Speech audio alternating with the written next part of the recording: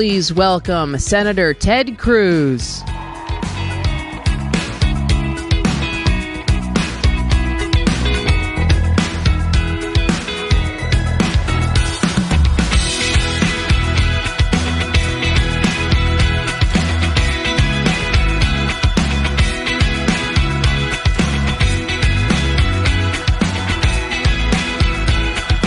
God bless CPAC.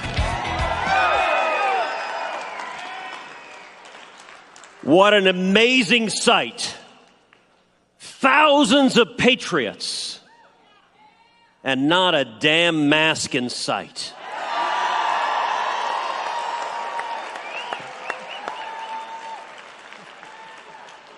Obviously, everyone here is just following Stacey Abrams' example.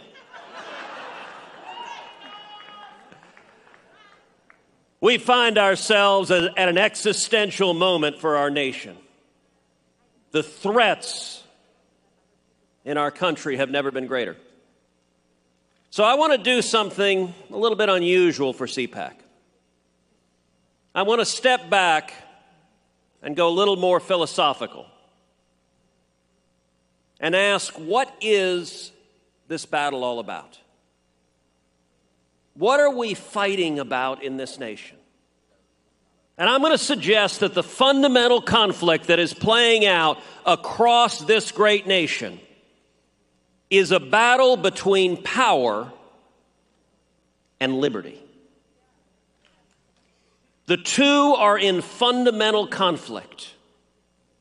We are seeing it every day. Vaccine mandates versus doctors and nurses. Mask mandates versus kids in school. Spotify versus Joe Rogan. GoFundMe versus Canadian truckers. Justin Trudeau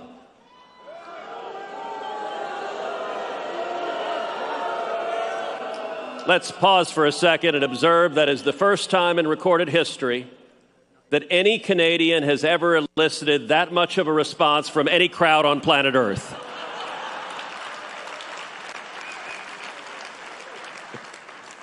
Justin Trudeau and the God-fearing Canadian truckers.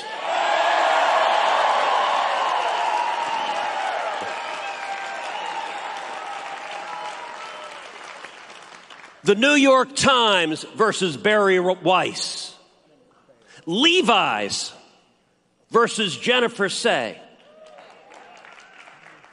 AOC versus damn near anyone who ever dared to criticize her. Although actually, as she told us, if you criticize her, it means you really want to date her.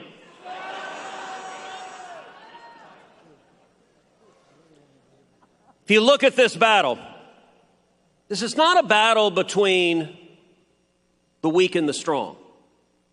Joe Rogan is many things, but he ain't weak.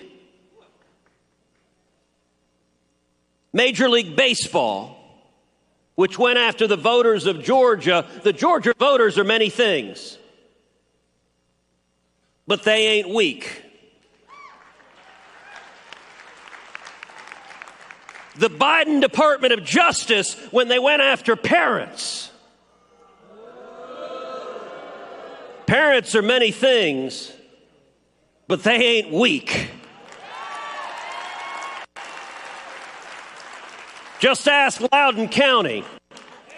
Just ask Terry McAuliffe. Just ask all the left-wing Democrats in Virginia who are scared out of their minds right now. You got to understand what is playing out here. What is playing out is the powerful are afraid. They are terrified of you. They look out at the men and women in this room and you scare the living crap out of them. They are afraid of truth. They are afraid of liberty. That fear is driving them. Let me suggest a principle, a very simple principle for conservatives to understand. Big is bad.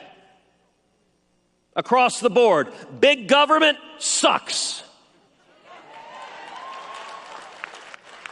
Big business sucks. Big tech, big Hollywood, big universities. Any accumulation of power that is centralized is fundamentally dangerous for individual liberty.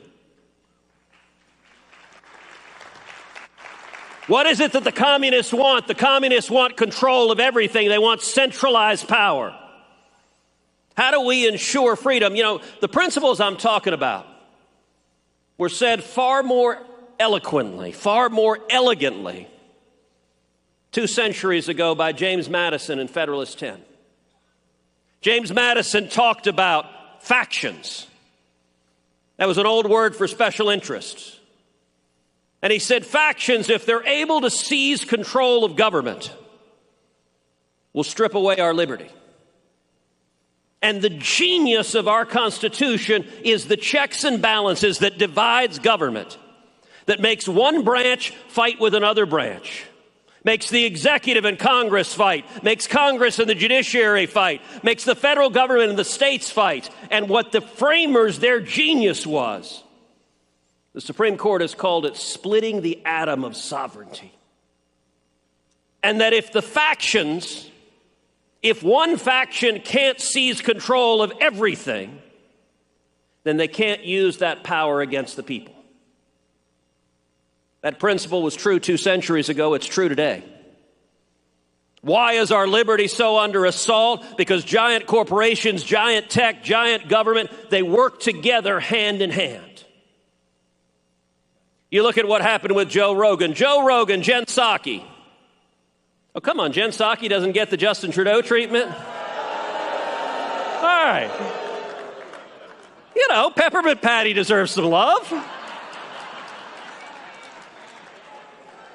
Jen Psaki from the White House podium said, billionaires in Silicon Valley, please silence that pesky Rogan guy. There's a pattern of government asking big tech to silence dissent. In Canada, the Canadian truckers, Canadian government says, GoFundMe, billionaires, please silence these pesky truckers. By the way, the workers of the world had a revolt, and the left is pissed.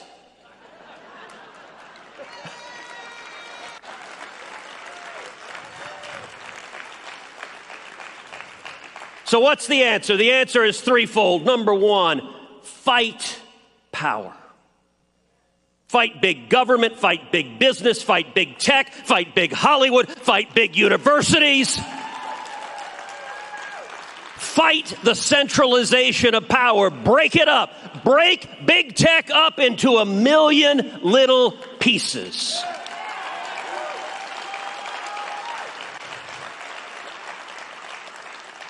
Decentralize. You know, we just had Wayne LaPierre talking about guns. Why is it the left, when they seize control, they immediately want to take away everyone's guns? Because then the state has a monopoly on force. If the only people with guns are the jackbooted thugs, then liberty is gone. So we need to decentralize. We need to break it apart. It's one of the reasons why I am so bullish on crypto, on Bitcoin, because it is decentralized and not controllable. And let me give a fantastic example. So Justin Trudeau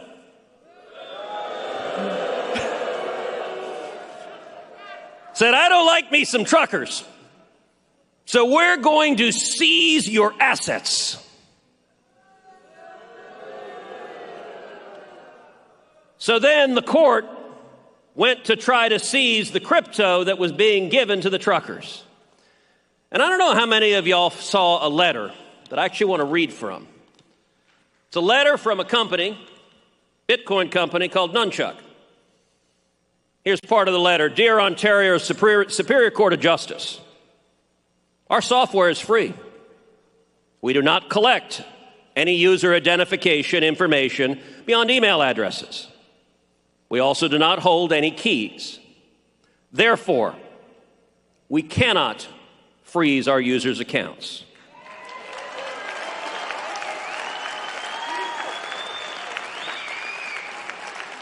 We cannot prevent them from being moved.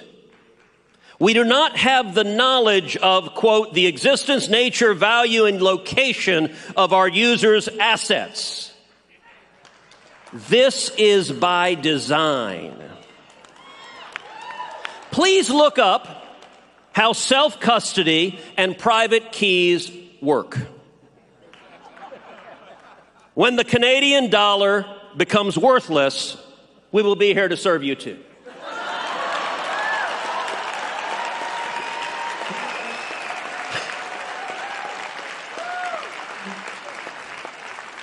That is spectacular. By the way, contrast that to the craven, sniveling response of corporate America. When some whiny snowflake tweets at them, they go, oh my God, I'm sorry. Like, God bless you saying to the government, go jump in a lake. That's how our country was founded. That is powerful. By the way, that is also why China recently banned Bitcoin. Because they can't control it, which is the exact same reason Elizabeth Warren hates Bitcoin. The Chinese communists and Elizabeth Warren, they both want to control you. Your assets, your savings, your speech, your life, your children, every decision they want to control. And so we need to break up the means of controlling the citizenry. I want an unruly, uncontrollable American, we the people.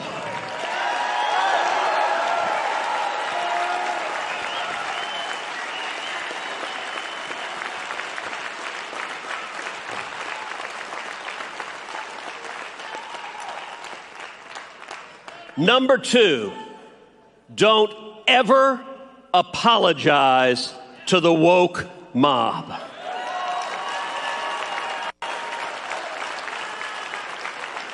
It doesn't work.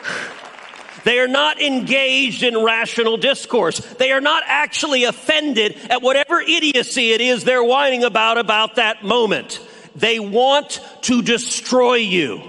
They want to silence you. They want to subjugate you.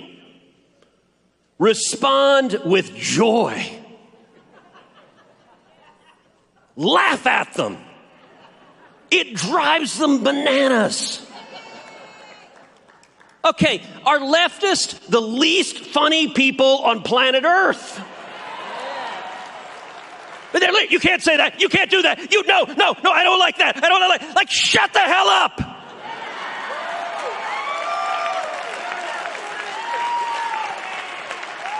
It's none of your damn business. If I want to get a vaccine, I'll get the vaccine. If I don't want to get the vaccine, I won't get the vaccine. And it's none of your business how I decide for me and my family.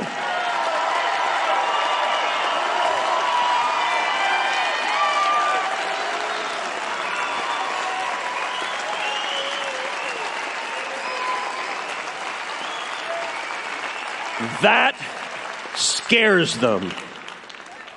Because it's not controllable. And the third thing I'm going to say is speak out. Use your voice. Every one of you has a powerful megaphone to the world. Speak out and use your voice. 2 years ago, I launched a podcast, Verdict with Ted Cruz.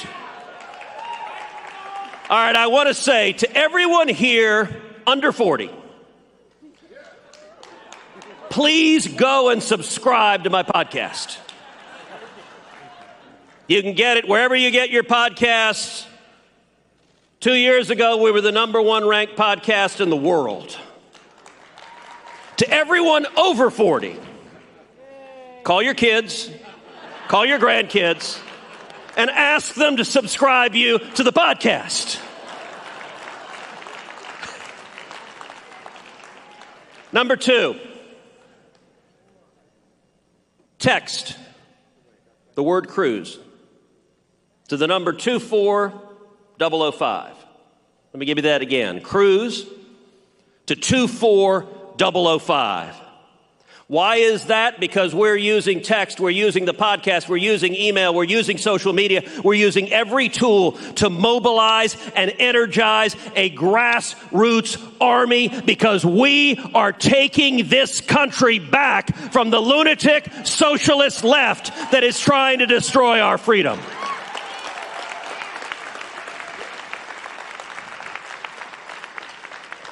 Let me say one final thing. In January of 2023, I'm looking forward to walking down the hallway in the United States Capitol and to bumping into a little man wearing overalls, carrying a screwdriver, and coming to change the sign on Nancy Pelosi's door.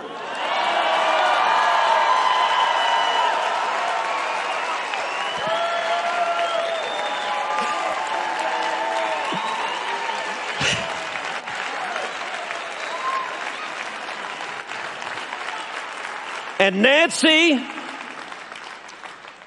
is going to get on her broom. Okay, no, that's not fair. That's not fair. She's going to get on her private jet called the USS Broom and fly back to California. And we're going to send Chuck Schumer back to New York City. And then we're going to tell Joe Biden it's 2025 and he'll just wander back to Delaware.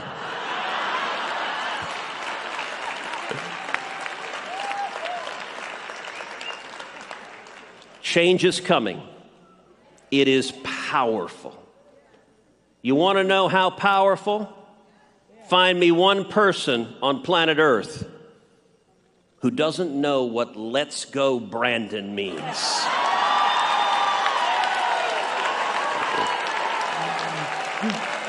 And not just in red states. How many of you saw at the New England Patriots game in Boston the entire crowd chanting "Let's go Brandon"? That is powerful. A wave is coming. We are taking our country back. We are standing up to power. We are defending liberty. We are defending the Constitution. We are defending the Bill of Rights. And together, we will save this great nation. God bless you.